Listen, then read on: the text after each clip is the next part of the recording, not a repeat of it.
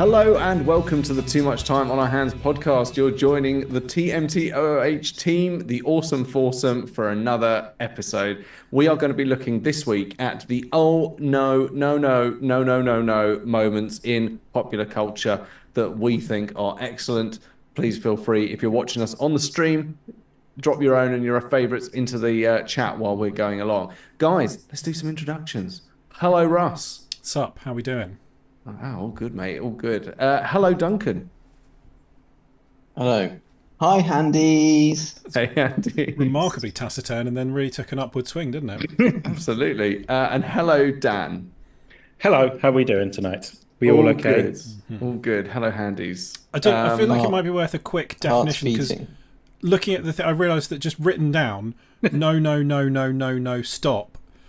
It's sort of open to interpretation as to what we're talking about. So can we clarify quite quickly? No I would problem. say Dan's been quite clear on the socials, or at least the Discords. Yeah. So no problem. Also, hello, I'm Tom. So when we talk about no moments in popular culture, it's basically the bad decisions, the bad things that people did that ended up spiraling completely out of control, the catalytic moment that ended up starting a thing that ended up in absolute disaster, or just bad decisions from characters in video games, films, TV shows, web comics, web series, scrolls, Keep books, listing media. whatever. Scrolls. Yeah. I think that's pretty. Is that clear? Were you thinking, oh, for God's sake, don't do that? And Yeah, also, why did you do before the nitpickers arrive, we are aware that if these things didn't happen, the story wouldn't happen. Like, we know, we get it, but you still think, oh, God, no, when they're doing it. That's a really good point, because you know for a fact that we would get our nitpickers who would just be like, yeah, but if that didn't happen, then the whole thing wouldn't have happened, and then It's Halo amazing 3 how wouldn't have many happened. stories He's would be like, ruined no. by if people just called the police when they probably should. Most stories wouldn't happen. Yes, and those are the moments that we're going to be exhaustively listing today. I would argue you'd get a whole load of different stories, actually, Russ. Yes. Right, okay, so, I mean, let's just get going, because I think we can do this organically. We don't have to do this in any sort of regimented thing. Who wants to kick us off? Dan, why don't you kick us off, mate? I got a really nerdy one. Go on, Mine's kick actually us off. from a On series this of podcast, sir, you forget yourself. from a series of books, and it is Horus not giving in to the demons that are trying to convince him to join Chaos, and just die. Basically, everything would have been better if Horus had just died. I love the phrasing of that as from a series of books. These rule books. No, these are from the Horus I know, Heresy I know. books. There's 75 of those motherfuckers. So the no moment is him giving in. Yeah. Yeah. It's him finally giving in. So, like, the first two books, it's kind of setting up that he's slightly tempted. Like, by the end of the first book, it's like, there's a whole bit where he talks about, Father, why have you put me in this position? And then he gets stabbed with what is essentially a Nurgle blade.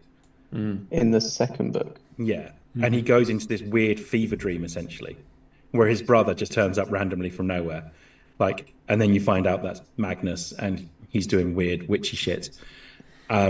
And he has an opportunity to just turn it all down and just die, basically. And he chooses instead to become more powerful and join with the people that are doing this ritual around him.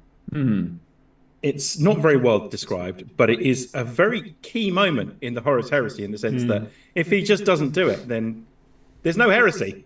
That's not true. So- Lorca probably does something, actually. Maybe we could go further back, actually, thinking about it. Maybe go back to First Heretic. At the end of Horus Rising, Yeah. the oh no moment for me, well, one of the few, it's quite a few, is where at the end of the book they go, it's all right, we'll just stop off at this moon that Erebus wants us to go to. Yeah. And you're like, It's doing anything that Erebus says. Erebus suggests. Yeah, And you're yeah, like, However, it's taken me this long, yeah. well, a few weeks ago, Yeah. to realize that Erebus, the name Erebus, is so on the nose I can't believe I didn't realize that the name Erebus means son of chaos. Does it? Yeah, I didn't know that literally. Yeah, it's like, oh my God, how did I not realize that? What But Erebus, is your in what language does it mean that? Greek, And how is your Greek? ancient Greek. Well, okay, so I learned this because the Erebus and the Terror were the two boats lost on the Franklin expedition, and the podcast that was covering this said Erebus also means the son of chaos or child of chaos. Amazing. I think they didn't even know, did they? They didn't even know. They weren't even interested know. in 40k. No. But I was like, oh my God, my two universes have collided into a vicious explosion of, oh my God. Boats and Space Marines. Ah! Pretty well. No, it's more than that. This was a wine and crime podcast, really good podcast. And they were covering lead crimes, and the crime was the fact that a lot of the Franklin expedition had lead poisoning, and then they talked about Erebus. I was like, I've not long listened to Adeptus Ridiculous as well. We could potentially go further back, depending on what you think the turning point is. Is the turning point the Emperor burning Lorgar's churches and forcing his entire legion to kneel before him with his psychic powers? Which, by the way, is definitely not something a god would do. I mean, like this, he's got a little dick dad moment for all of them, hasn't he? He has, but like yeah, Lorgar stuck. Like, if you had to, like in what happened, the sort of the big moment is in the lodge on Darwin, because I love the demon, like it's Erebus, isn't it, with his demonic mates, shows him exactly what is going to happen, but just leaves out the bit where he explains whose fault it all is. But he doesn't lie to him at all. He just shows him the future. And he's like, Horus is like, no, look what's going to happen. Yeah. Yeah. Exactly like that. Yeah. Wait, so what future, like, that you're going to start a galaxy spanning civil war? He shows will him the end with future your of death? like humanity in subjugation to a corpse emperor god on a throne, and entire worlds dedicated to the worship of his father.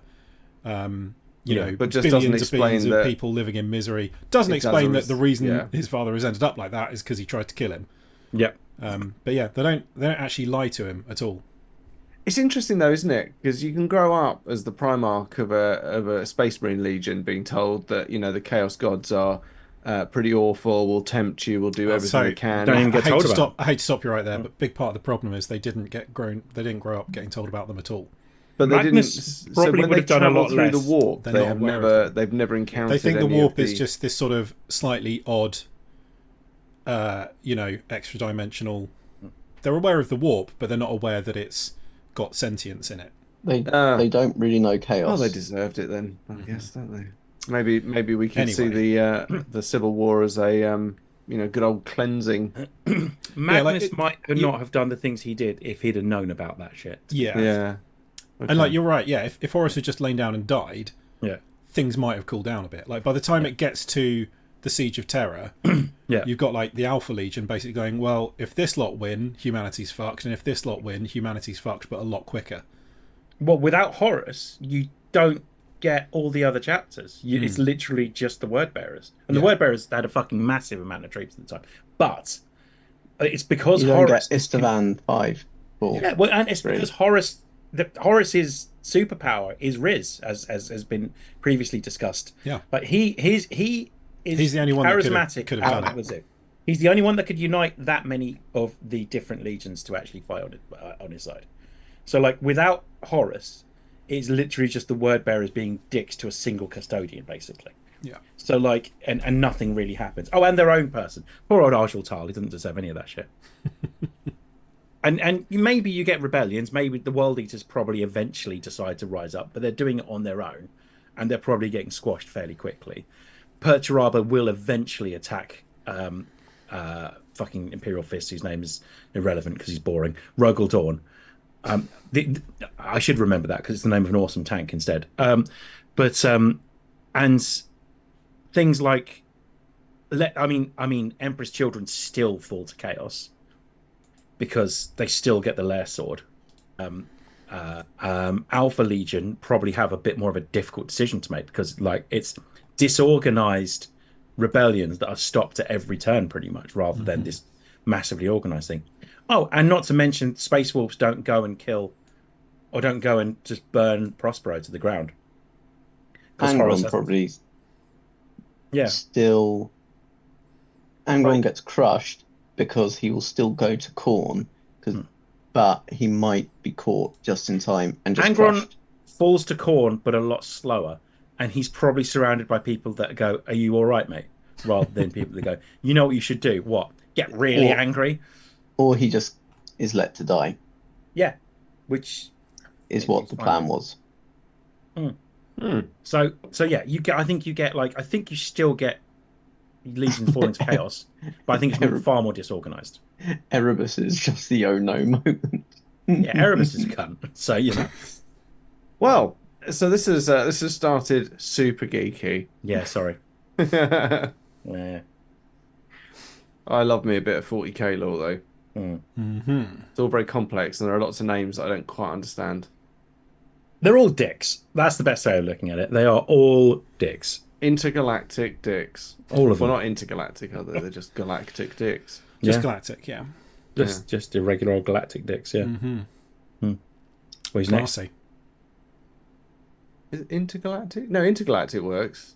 No, it's not. It's Extragalactic. Intragalactic would work. Intragalactic, that's it, yes. Intragalactic, implies I'm going from one galaxy to another. planetary. Yeah. Intergalactic. So there's another no dimension, another dimension. intergalactic travel in 40k, and it's debatable as to whether it would even work, because like the warp is generated by sentience. So if you left the galaxy, the warp might not be there because there's no sentient creatures generating it. Feels like a plot gap to me. Well, but they don't leave the galaxy. It's it's a big place. Yeah, fair. Anything that's possibly come out from outside the galaxy are the Nids. Yeah, and I think the Necrons can leave the galaxy if they want to.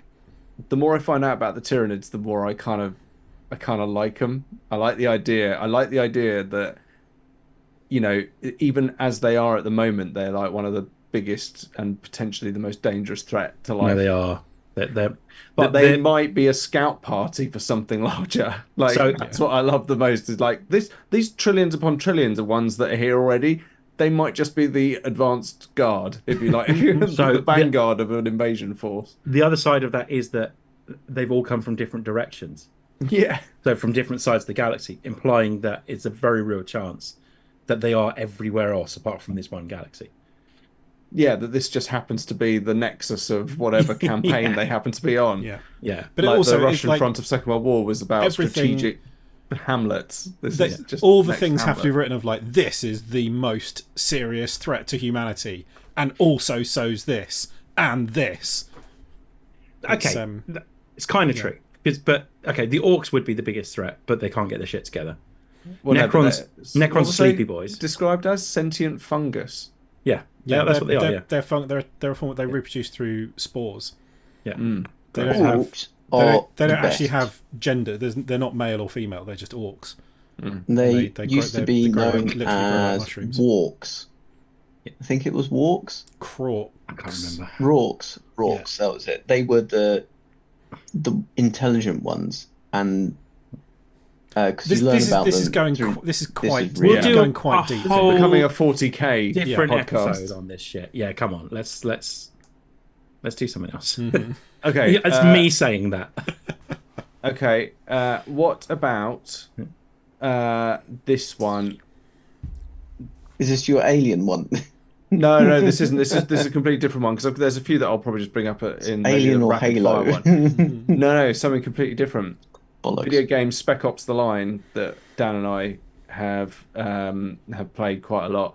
Go on, Tom. The main character is part of a Delta Force team that's sent into Dubai after a massive sandstorm, and a load of US soldiers who were there to sort of safeguard some money and various other things that were going on there disappear. It's almost like a retelling of the Heart of Darkness story, where a senior officer goes mad and leads troops into an impossible situation. Anyway, you are part of this team sent in to capture, kill, or otherwise bring back that leader. And throughout the course of the game, your main character descends into absolute madness, and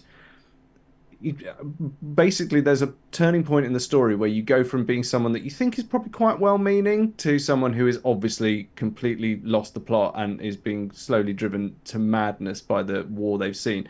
And it is this one moment where you are told that you have to use a white phosphorus bomb to take out a bunch of enemy troops that are ahead of you, blocking your way.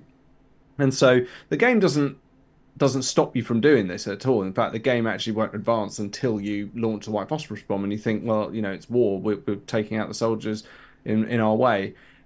Doesn't have correct information at the time, but it turns out that as you walk through the area where the white phosphorus bomb went off, it was actually civilians, women, children, men, all huddled together. And it's the moment where your main character breaks, and you just, even though you don't have any choice in it, you know that that's the point that your character now cannot walk back from, that everything you've done up to that point in the game, it doesn't matter now, because you have just it's an amazing psychological moment, but it is the oh no moment when you suddenly realize that you haven't taken out a battalion of troops in your way. You've just been responsible for a massive slaughter of civilians, and it's very, very gut-wrenching. It's well worth watching a video on YouTube of that moment if you want to be gut-wrench. Oh my god, it's awesome. It's such a good game. It's just a really, like, it's an amazing game. It's one of my all-time favorite games. Absolutely. Imagine Call of Duty, but there are actual consequences to your actions. And that's actually one of the reasons why not more people, well, less people than probably should have done played it, because they thought it was going to be a Call of Duty clone. Yeah. People didn't really give it the time of day, but it's like if you play the first mission, you think, okay, this is a standard cover shooter. But as it keeps going, and you can see that your team is beginning to fracture, and, you know, being stuck in the desert in all that heat and being under constant fire is beginning to torment them just as much as your character. It does paint quite a ghastly image of what it must be to be not just a special operative, but a soldier in general, stuck in horrible situations. It's very bleak, but it's very well done. It's incredibly well done. It's incredible. The game's amazing. Yeah, it's does not pull punches, and it was just like this little release. They just kind of snuck it out pretty much, and then I think it's got a fairly cult following of people like you and me that have, anyone that's played it's loved it, but just not many people have played it. I think it's got multiple endings. You can't get it anymore. It's You're not? No, it's very hard to get hold of. It's one of those games. I'm pretty sure it was one of those games that like licensing issues basically means it can't be sold anymore. You're right. Yeah. I think you're right. I'm fairly, because I remember seeing that and thinking, oh yeah, I know the guys really love that one. It's bloody brilliant. Yeah, yeah. I think I've got it for. You can't. I've got it for the PS3. Unless you got it on a disc somewhere, you can't actually get it anymore. Yeah. It's well worth checking out though. If they ever get that sorted out and having a play, because it is, it's a very technically proficient shooter, but it's that you come for the shooting, you stay for the story. Yeah. And I think there's like 4 different endings or something and the paths and the things that you encounter, I think, change as depending on what sort of course of actions you're taking and what choices you're making at key moments. But yeah, it does a very good job of making you feel like you are slowly going mad as the main character. Very cool. Nice. Nice. Who's next? What's going next? I don't know. I'm going.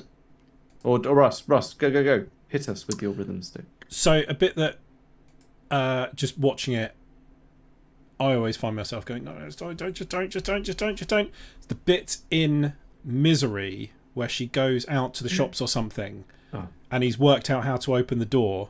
So he goes to have a look around the house, and the whole time he's thinking, "Oh fucking hell, no! Come on, mate, no! Just go back in your little room." And then he doesn't he like knocks over a little glass animal or something, and he manages to catch it before it hits the floor. So just you're thinking, good, relieved, but then he puts it back on the shelf facing the wrong way round, and she knows he's been out and about, and that's what leads to the whole wooden block and hammer situation. Can you describe that again, please? Yeah. Which is it's not nice, is it? It's not. No. It's a fucking great film. The hobbling scene is seared into my brain. Yeah. It's great. Oh, awful. So you see it for like quarter of a second, and that is more than enough. Oh my god, yeah. Great choice. Yeah. But yeah, it's like the tension is so. You think, oh, mate, just go back. Yeah. Yes, absolutely palpable. He sends her out to get different typing paper or something like that, isn't it? Yeah. Yes. What does he say? The other stuff is... You can't use it in a typewriter because the ink That's smudges. Yeah.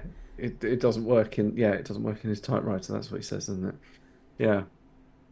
Oh my god, yeah. Very good film. It is a great film. And the best thing about it is that even to this day, even though you know what's going to happen, it's still absolutely... The tension is palpable every time. You know he's going to get back to his room all right, but he will leave the thing in the wrong way. But you are the whole time going, oh, fucking hell. Yeah. That's such a good choice. That's a really good choice. I love that. Oh, smash him. Duncan. I'm doing a few Lord of the Rings ones because Are you going to do some back-to-backs? Back-to-back. Because kind of listening to Fellowship of the Ring and walking. I'm doing quite a lot of walking. So you think I should just stop walking? Yeah. But not in the Fellowship. Actually in the Fellowship later on. But I mean, the first one, even in the movie, is like when Frodo puts on the... Well, there's a couple of moments where Frodo's going to put on the ring, but the first one is in the movie, which is done really well, when they're hiding under the tree roots, and Frodo's fighting with the ring, and you're like, no, don't, and he doesn't put it on. But if you don't know the story, you know he's not going to. But in the movie, they do it really well when you're just like, no, really, no, because the rider responds to the fact that he's got the impulse, but it's on Weathertop. And even in the book, you're like, no, come on, he has no choice. He can't not do it. And obviously that leads to him getting stabbed. Spoilers. If you haven't seen Dementor. Yeah. Stabbed by a Dementor. You're just saying words and laughing at yourself, Duncan. Yeah. So for me, that's quite a good no. But really, it's Boromir. Boromir falling, and you're just like, no, Boromir, no, what are you doing? No, because he is one of their best fighters, and it's just what it leads to, and just he's just a better version of his brother. So it's father's choice. Yeah. So I'm with his father on that one. The only thing I'm with his father on. His father's a dick as well.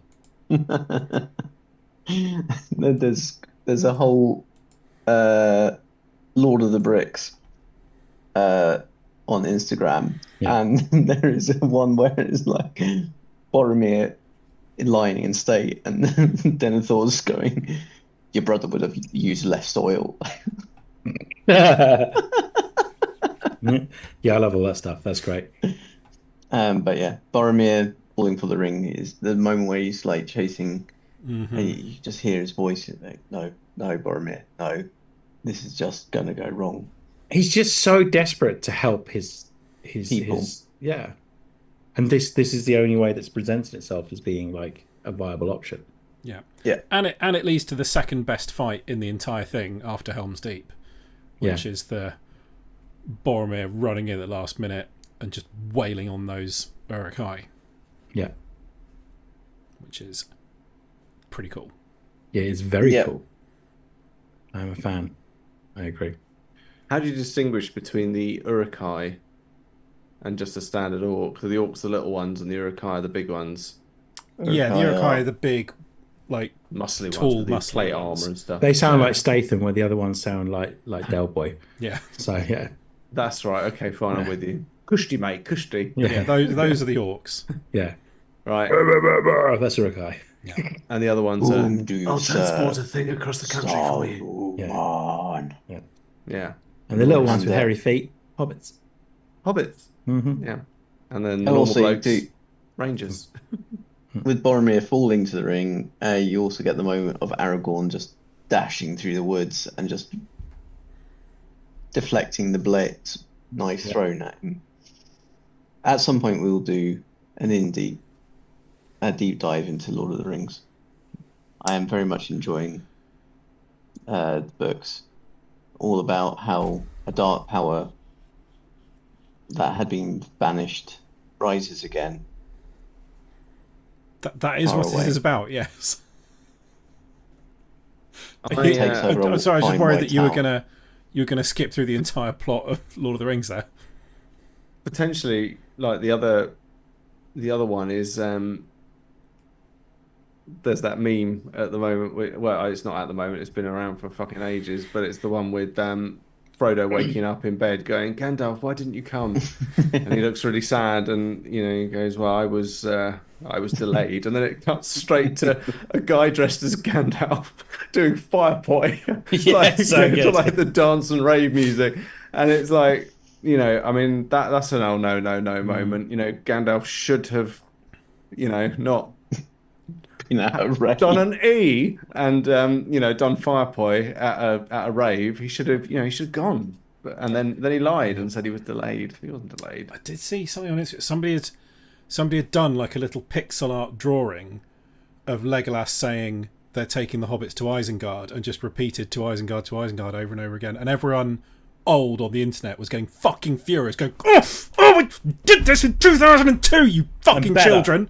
Yeah. Better. And before that was one about badgers. You don't know. You weren't there. You don't know how special it was. Yeah. Just loads of old I don't people care if getting you say that for your apoplectic. 50p's. I'm unplugging the Ethernet cable. What do you mean Taking it the hobbits still to works? Isengard belongs to the elder millennials. Now fuck off. Yeah, that's true. And same as potato, boil it, mash it, stick it in a stew. And peanut butter jelly. Yeah, that's us as well. Peanut butter jelly time. Peanut butter jelly. Yeah, there we go. Right, anyway. We used to have to wait 10 minutes for they're taking the hobbits to Isengard to load.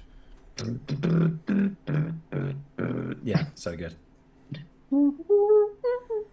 They're taking numbers. Another good one is anyone who kills Max Payne's family. That turned out to be a really dumb idea for anyone who thought that was going to clear up problems. So the whole of the first Max Payne game, his grisly backstory is his family gets killed, and he becomes an undercover drug cop, and then someone kills his partner so that no one knows he's actually undercover, but then everyone finds out and everyone tries to kill him, and blah blah blah. And it turns into a big government conspiracy, and you find out that it was the government conspiracy that tried to kill his family because his wife knew stuff about some secret government conspiracy. It's all a bit batshit, but basically Max Payne is a guy that can use bullet time and basically can get shot multiple times and only needs to take painkillers to keep going. The guy is an absolute killing machine. So anyone who decides that doing anything to Max Payne that might result in him going on a kill crazy rampage, idiots. What a stupid moment. Killing his family led to a nightmare for almost like basically a John Wick boogeyman unleashed on New York in one of the worst winters ever. Goes mad. Also, killing John Wick's dog. It's mental. Why? I love how much detail they're going to explaining why that's a bad idea as well. in like and this. to them, they don't know Yeah, at the time. It feels the only thing that feels unrealistic about that film. The one tiny thing that doesn't feel completely plausible about that is how has that Theon Greyjoy not heard about John Wick, where it seems that everybody else talks about him non-stop. I'd assumed that he just thought he was like the top shit, basically. That was it. And also, John Wick's been retired for how long at that point? Like 4 or 5 years? A few years. Yeah. But everyone else knows. Everybody else knows exactly who he is. Also, he didn't know he was John Wick. He just knew he was this dude whose car he wanted. But even when he says like that, that nobody was John Wick. He doesn't. He's not like, oh no. He doesn't know who John Wick is. He probably wasn't around. I just assumed, and I'm not. I don't want you besmirching the realism of John Wick here, Russ. To be honest, with you. I'm slightly offended. So I just assumed that he was like not around when John Wick was just going around fucking shit up as like MVP assassin amongst loads of fucking assassins. And don't forget, there are nearly every assassin he comes across thinks they stand a chance against John Wick in these films as well. So I'm wondering how many of them were trying to say, John, no, I'm having none of it, and then he's already killed them. Yeah, I'll tell you what. I'll tell him I killed you. We'll split the money. See, so the thing is, we know from the new trilogy of the latest trilogy of Star Wars films that 10 years is enough time to completely forget. You can forget about civil wars and the heroes, and Luke Skywalker is just a myth after like 10 years of being away. So John Wick, 5 years, he's not quite a myth, but people have probably just forgotten all about him. It's been 5 years. It's only been 4 or 5 years. Did you see that Star Wars 10 to 12 are apparently in the works now? Yeah. Fuck off. It's the first time in my life I've never been excited about Star Wars. Did the previous one make money? If yes, equals sequel. It's the first time in my life, sorry, just to clarify, that I've not been excited about a new trilogy. Because I was excited. I've been excited about all of these up to this, but I have no faith in it this time. Do more Andor, do more of that. That's the good stuff. The first trailer for Force Awakens, it got us all. Force Awakens was good. Force Awakens was because Force Awakens was the first one with better special effects. And it turns out Death Star, isn't it? That's all they had. Well, that actually has a good oh no moment, because the death of Han is just I don't know. Yeah, but it's not a turning point. He walks into that knowing it might happen. Yeah. So Han knows when he steps out there that there is a good chance he's not walking away from this. It's not stuff we get sad about. It's just like that is a turning point in a film. So like John Wick's dog dying, very much turning point. John Wick's dog dies. The only person it's a turning point for really is Chewie, who It's right because he fake dies in the last one before he steals his medal back off Leia. So he doesn't fake die. He's fake killed. Like it's not, there's a big don't difference blame Chewie, between man. that. It's not his fault. Yeah, sorry. Don't besmirch the walking carpet. Like that was just a stupid fucking idea. From He's just about the only good thing in the last one. Yeah, he is. Yeah, I love the idea of going, I'll have my fucking medal now. Yeah. I'm literally going to prize it from your cold, dead hands. I'd prefer it if there was a scene where he's just literally digging, crowbarring, throws his medal out, and then goes out again. Doesn't even fill the grave back in. Wanders off with the medal like Gollum in the forest. Yeah. I got a fun turning point. Inglourious Bastards, ordering the drink. Yes, that is a very good scene, isn't it? Drag laser. Yeah. Yeah. That's a good one. So and then he orders it wrong, obviously. And you're watching the whole time going, no, don't do this, don't do this, don't do this, don't do this. He's fucked up. It's just the way that Hellstrom, just his whole kind of slimy, happy demeanor drops the second he sees his 3 fingers up. Yeah. Yeah. Cracking film, man. That's really good. That's great, and it leads to one of the best Mexican standoffs with Oberfeldwebel Wilhelm and Aldo Rain in the stairwell. Yeah, that's badass. That's a great fucking shout. What What's everyone else got? Sorry, yeah, it shouldn't be me next. Someone else, Russ, Duncan. So so I've got one from an alien-related thing, but I feel like I'll tag that on to something else that you're going to say, because I feel like there's quite a lot of those. Every alien film has one. So I've got my particular favourite, but there's all varieties of those. Yeah. I'm going to go for the Covenant deciding it would be a good idea to open this box labelled weapons cache on installation 04 when they I suppose, I mean, yeah, it's not really a weapon, is it? They unleash the flood and like sort of kick the whole thing off properly. Yeah. Because without that happening, I mean, like, yeah, what would have been? Hang on, no, just carried on being a war between the what they call the UNSC. UNSC. Well, it wasn't the Covenant though. It was It's the Covenant. The Covenant have got in. They've got into something that they think is called a weapons cache, and you follow them in, expecting to find loads of them in there, and it's empty. Yeah, and it's realise what they've done is they've opened the container. Captain Keyes and the UNSC, the Marines, they intercept traffic from the Covenant, saying, you know, that they are going to go and secure this weapons cache. They think it's going to be like a cache of Forerunner weapons. But as you see through the video play, you can see that like they encounter an elite body where they sort of go, God, look his insides are all scrambled, like, you know, obviously a flood infection form has been inside it. And I think they just find another area of the installation where there are more flood. But yeah, it's the Covenant. It becomes very apparent that as they're tracking through, the Covenant were trying to keep something in, because all the guns are not facing the way you're coming. They're actually facing back into the installation, almost as if the Covenant was setting all the weapons up to, you know, because something was coming out, which I think is a really nice touch that is often missed, that all the weapons and all the barricades are, you know, facing the wrong way. You wouldn't notice it the first time you're playing. No. I just remember Cortana going, "Go! Yeah. No! Quick! You gotta go and stop them! You gotta stop Keyes."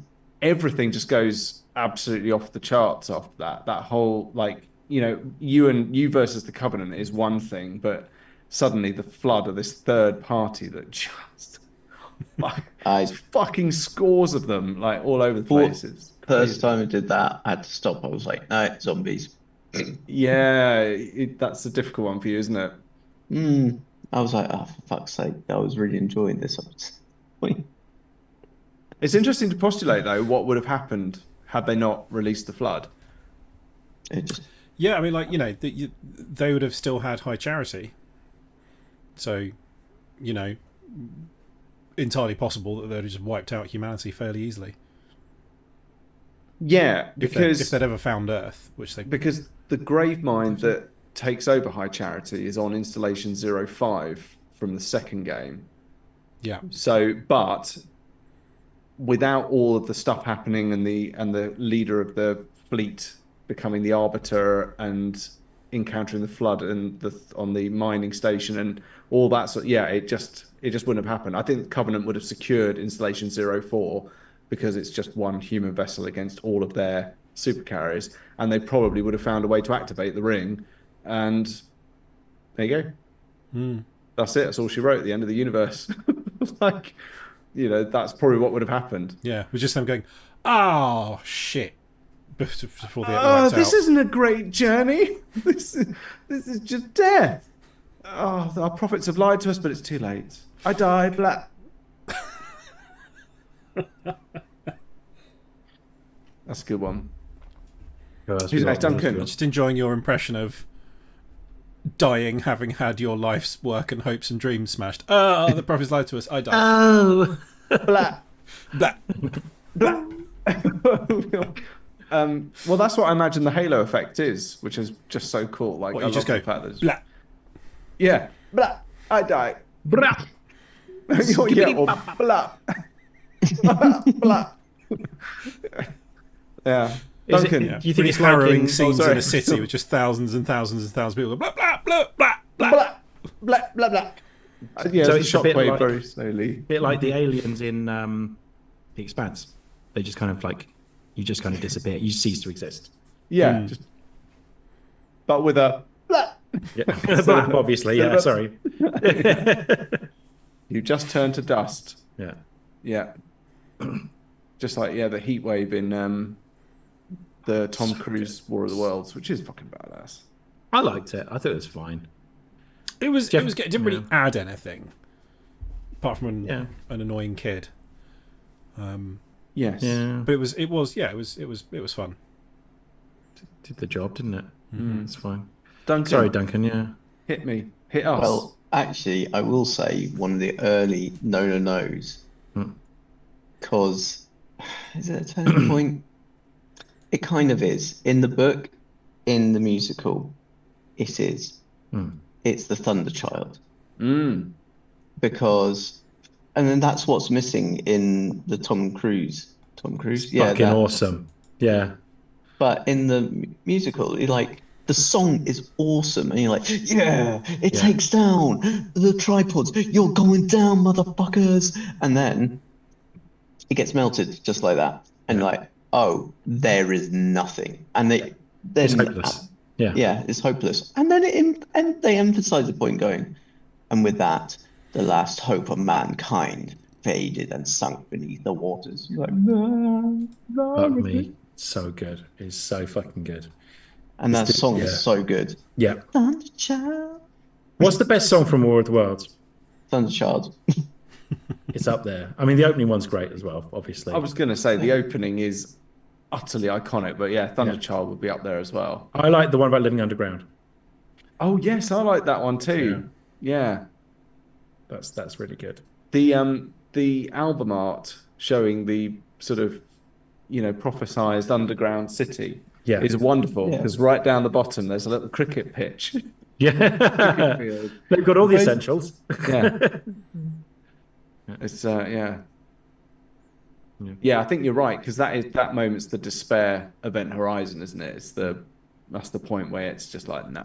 That's Because the next bit is the red weed, and that is creepy as. Oh god, it's so good though. Yeah. Yeah. I mean, I'm going to try and get the boys onto it. It's just so it so just creepy. Freaked the hell out of me when I was young. it's Yeah. so propulsive. It just kind of keeps going, and it works so well. And it all comes back to that central riff every now and then. That pulls it all together. It is as I mean, no one's ever done anything like that since anyway. And it is one of a kind, and it is so fucking good. It's incredible. It's a great way of telling a story, and no one has ever come close to it. Yeah. No, none of the movies. None of the movies that have come close to yeah. There was the US one from, not the shitty one from the 90s, but there was, what was it, the 70s? 60s, 70s one. That was actually quite good. There was an alien in it that looked pretty realistic. I'm pretty convinced all the movies are actually just kind of fine, but it's just the Jeff Wade one is so much better. 100%. That's yeah. Sorry, Sorry, Duncan. The yeah. Tom Cruise one does the Martian war machine and tripod emerging from the ground incredibly well. And I know that in the books and in it's the pods and things like that instead, but the way they do it is very, very clever. I love the fact that an entire city center, like city sort of cross street, ends up getting twisted as this thing comes out. And the noise as well. Fucking haunting. There was the BBC version, which started off That was pretty good. pretty well, and then it just went a bit shit. But it started off really well. Yeah. That was fairly recent as well, wasn't it? I was excited for it. It feels like we are due a movie reboot of War of the Worlds at some point. A reboot. Reboot. Boop. Yeah. Well, there is a stage show which is based on the Jeff. There's the immersive thing as well that I really want to do. That's meant to be I always amazing. in my head I always hear it as Jeff Lynne's War of the Worlds, which I would fucking want be to see. all over that. Yeah.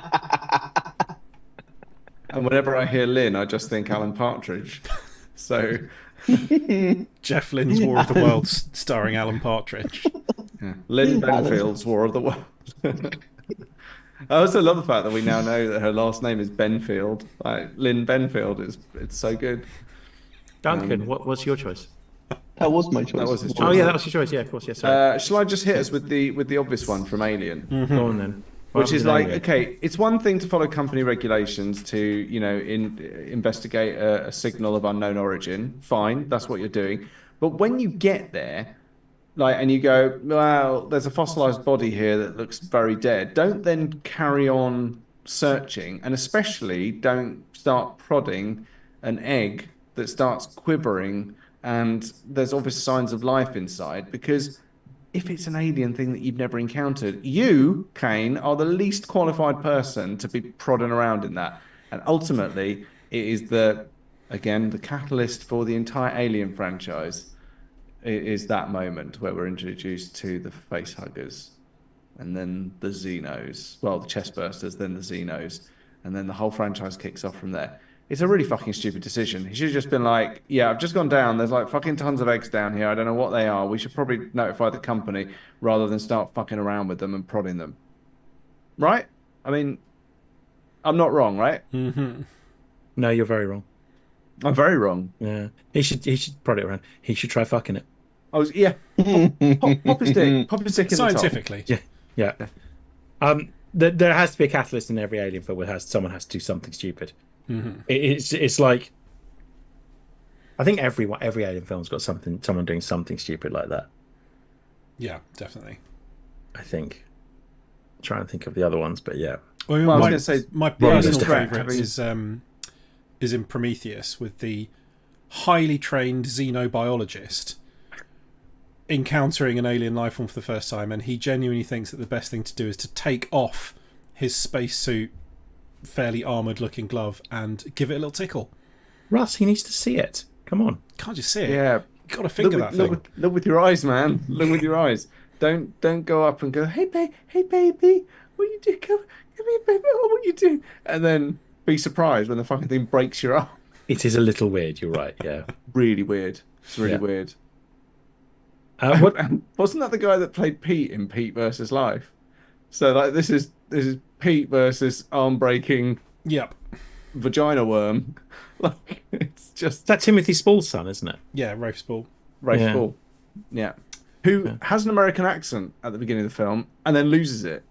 Like, I mean, watch it again. He goes from being American to English. I'm used to that. I've watched every Jason Statham film. Yeah. So like I'm very much used to that now. That is the norm. I just think that's what people do in real life and in movies. Yeah. I watched the Transporter movies. Different voice every film.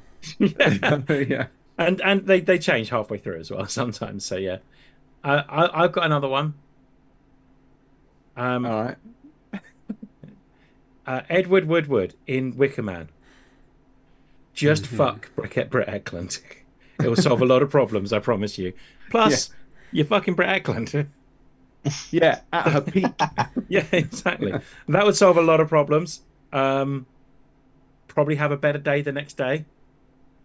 Yeah. It all goes, no, I will not have sex with you. It all goes wrong from there. That is the no moment. Yeah. He's like, dude, just do it, please. Just do it. You seem like a reasonably good dude. Just do it. So simple. Yeah. I know he's going against his religion, but at that point, just do it. Or, don't. Or send in a pinch Burn hitter. to death. Hey man, who wants to tag in on this? Like, I don't know, get someone else. Just find another virgin. To get Yeah. It all goes very shit after that. It does, yeah. Mistakes are made. Yeah. Yeah. So, It's good. Yep. Definitely. Any more for any more? I mean, it's a fairly general... Like, this is an example that I've seen countless times. One that particularly stuck out is in the first series of The Killing, when they're at like some creepy building down by the docks at night, and then there's like a "but the killer's in there" moment. So of course the police officer runs into the building without backup, without radioing for help, and gets their partner killed, which I think is the leading cause of death for partners in TV shows. I've got another Lord of the Rings one. If Pippin just leaves that skeleton alone, Yeah. they might be all right. It's the alien thing though, isn't it? If you just leave the thing alone. Yeah. Because it's kind of like in the books it's a bit more ambiguous, but in the film it's very much like Pippin drops skeleton down well. Yeah. Balrog. Yeah, that's pretty much it. Yeah. God, that's what wakes him up. He's a light sleeper. Yeah. Because it's quite. Balrog.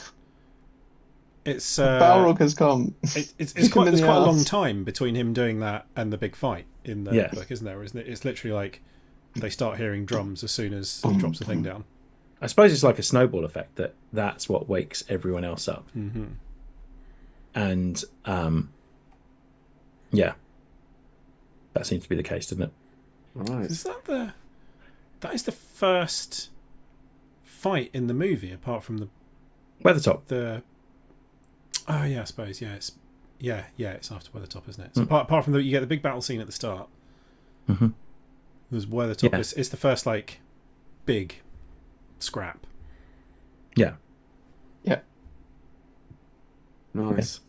Right, should we wrap this one up? They're quite good films, actually, aren't they? Just a quick one. Maybe just leave Anakin where he was. Yeah. Because you could go down all the rabbit holes, couldn't you? You could be like, or is it him take his falling mum in with love? you. Yeah, take the mum. Take the mum. He's already got the attachment. She could just hop in the sidecar. Come on, we're going back to Coruscant. Coruscant, more like Coruscant. Look at our whippy chappies. I mean, it's sort of said that they've got like an implant that'll explode if they try and escape. But I'm pretty sure that like on Padme's ship, they've got the medical technology to remove like a crudely implanted bomb transmitter thing. Right, it's a wire. Oh, the entrance to the mine had also been caved in by the Watcher to wake them up too. Yeah, this is very true. But it does kind of play out that Pippin's the one that wakes them up in the film. Yeah, you don't see any of that shit. Yeah. You don't see any of that shit until, In the books, the other no bit is Pippin skimming stones. They're throwing stones into the lake. And in the film as well, don't they? Yeah, I think but in the film. In every case, they're all just sort of standing idly around, aren't they? Yeah. Either way, Pippin's been a bit of a cunt. So he needs to stop with that sort of thing. He needs to stop doing the David and Prometheus thing. David and Prometheus just touched all the things, everything, and it all goes out of control. Yeah. If it wasn't turning points, I mean, the other no bit in the Lord of the Rings is no. Can you just eat tomatoes properly? But it is turning points. So, but yeah, also, maybe if Saruman hadn't used the Palantir, is that what it's called? Yeah, Palantir. Yeah. This is all fucking nerd shit to me. So, right, let's wrap this one up tighter than a mummy, and we'll invite people to in the mummy. In the mummy. Leave the mummy alone. Leave the mummy alone. Yeah. Yeah. Don't go in the desert or the pyramid. Yeah. Just out of interest, has anyone seen the Tom Cruise The Mummy? Yeah, it's fucking no. awful. Christ, no. I was just wondering if literally anyone had seen it. No, brain rot. Anyway, here we go. Thank you very much for watching us talk about all of the, oh God, no, don't do it, leave it alone, or don't prod it, don't whatever, moments from popular culture. There's thousands more that we could talk about, and if you want to share some of them, please do that. Go to our social media sites, use the handle @TMTOH. We're on Facebook, Instagram, and Twitter. And if you want to talk to other people, you can head to our Discord server. Just go to our Instagram bio, click on the link, and you'll be transported to a realm of conversation on our Discord server. Other than that, Dan, are there any announcements coming with your upcoming movie bits and bobs? I don't think so, but I will say I went to see Heretic this week, and it is the best fucking film I've seen this year. I think it is so good. So if you got a spare couple of hours, go see it. And you're pretty spot on with these things, I've got to say. So there you go. That is a signed, sealed, and delivered recommendation there from our very. To be fair, my second favorite film of the year is the tennis film with the two men that are clearly in love with each other, and Zendaya. And Zendaya, yeah, that's fucking great. That's my second favorite film of the year. So that's not bad though. That's a good choice. That's good. Take my opinions with a pinch of salt, I suppose, or don't. I don't give a fuck. Take your opinion in every way I know how. Anyway, we're going to say goodbye now. Goodbye, Russ. Let's, boys. Goodbye, Duncan. Cheery bye, bye, handies. Bye, handies. Goodbye, Dan. Bye. And it's goodbye from me, Tom. Goodbye, handies. I hope you have a lovely time. I hope you enjoyed it. Don't forget to listen to us on the podcast if you can, and don't forget to watch the stream. And on that note, have to upload it first. Yeah, and on that note, let's cue the music. Music.